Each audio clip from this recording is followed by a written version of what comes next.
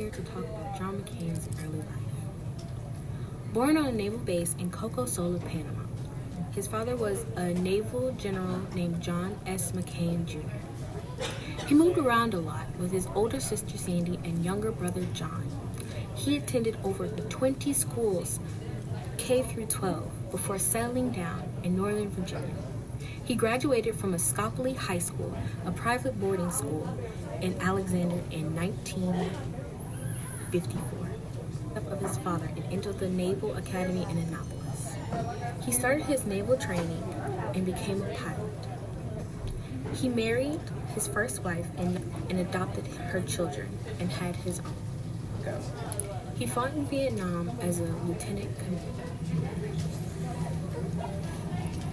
Did you know in 1983, John McCain opposed the federal MLK Day? Good evening. My name is Shaniqua Atkins, and I am here to talk to you about John McCain and his kids. John McCain was married 2 times. The first time he was married to Carol McCain from 1965 to 1980.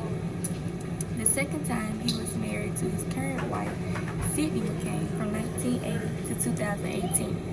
When McCain married Carol in 1965, he adopted her sons, Doug and Andy, whom she had during her first marriage.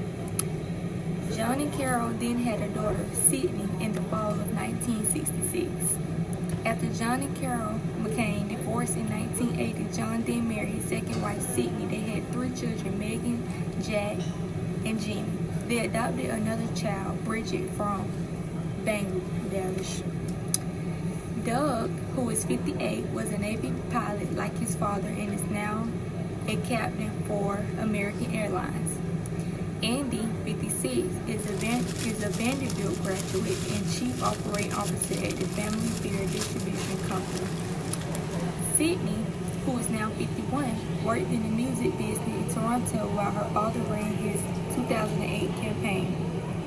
Megan, who is 33, has become the most visible of McCain's 7 children.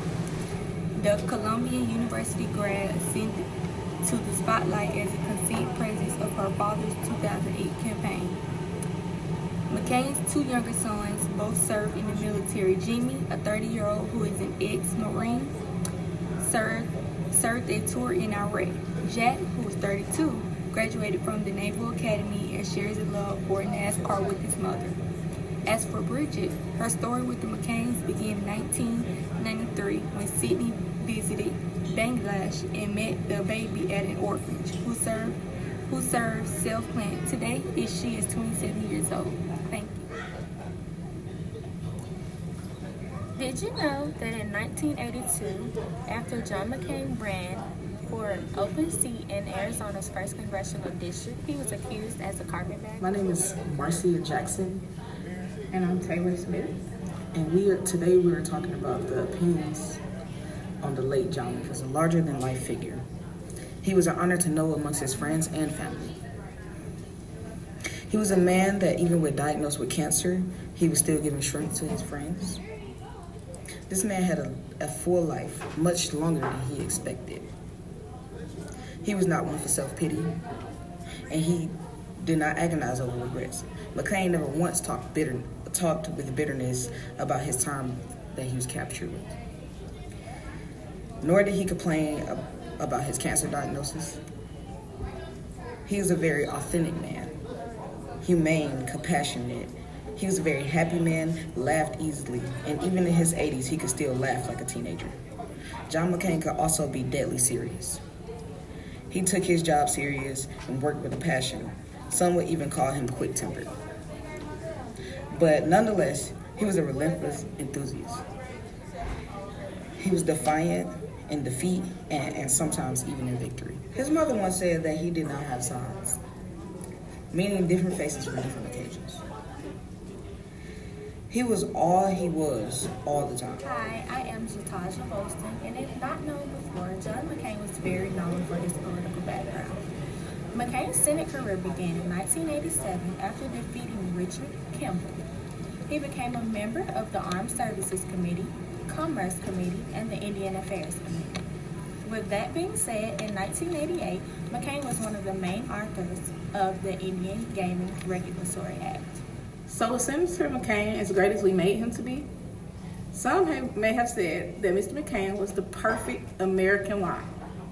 Others have said he was an anti-abortionist creationist who surrounds himself with religious extremists. According to Drew McGarry, Senator McCain would be everything people wanted in the limelight.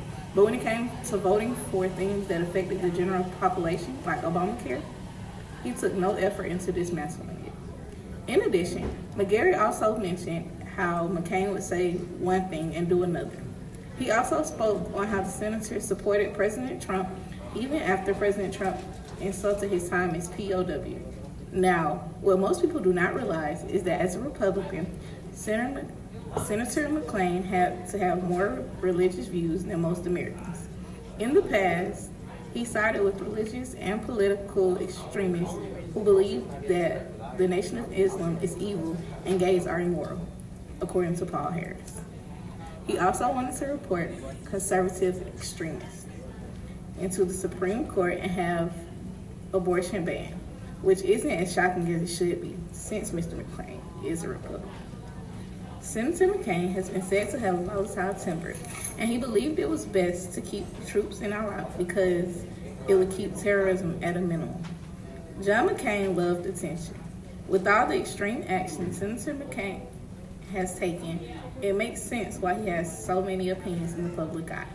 It's quite evident that John McCain had no problem racing to journalists for attention. John McCain announced his intention to run on April 25, 2007 in Portsmouth, New Hampshire. He then stated, "I'm not running for president to be somebody, but to do something and to do hard but necessary things, not the easy and needless things." His strengths in this race that he used was his military